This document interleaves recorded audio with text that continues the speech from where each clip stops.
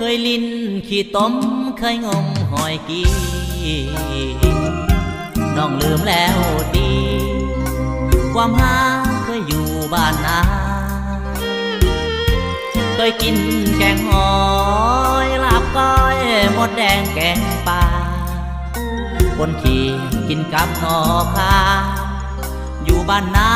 จำบ่ลืม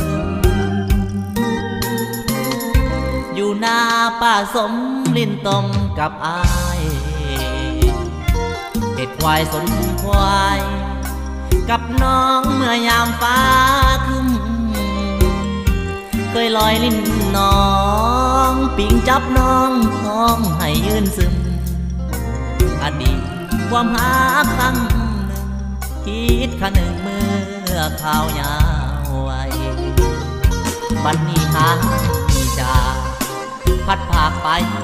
คนละบอนหัวใจอาวรเมื่อตอนจักจันเลไลเดือน3 เดือน4บุญเข้าจีโอ้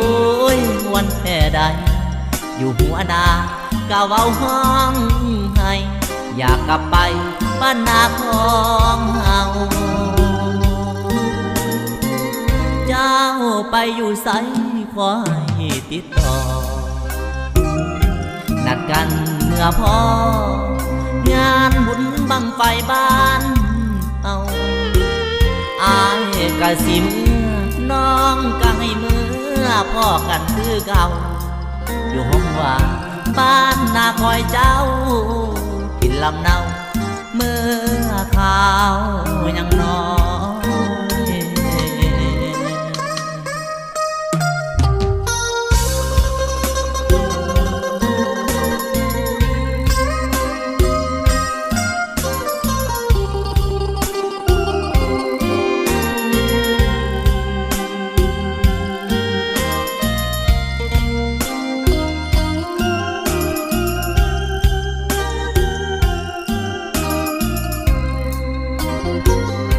บัดนี้หามีจาพัดพากไปคนละบอนหัวใจอาวรเมื่อตอนจักจันเลไลเดือน3 เดือน4บุญเข้าจีโอ้ยมวนแท่ใดอยู่หัวหน้ากะเว้าห้องให้อยากกลับไปบ้านนาของเฮาเจ้าไปอยู่ไสขอให้ติดต่อนัดกันเมื่อพองานบุญบังไฟบ้านเอาอายกะสิมน้องกะให้เมื่อพ่อกันคือเก่าอยู่ห้องว่าบ้านนาคอยเจ้ากินลำเนาเมื่อข่าวยังน้อย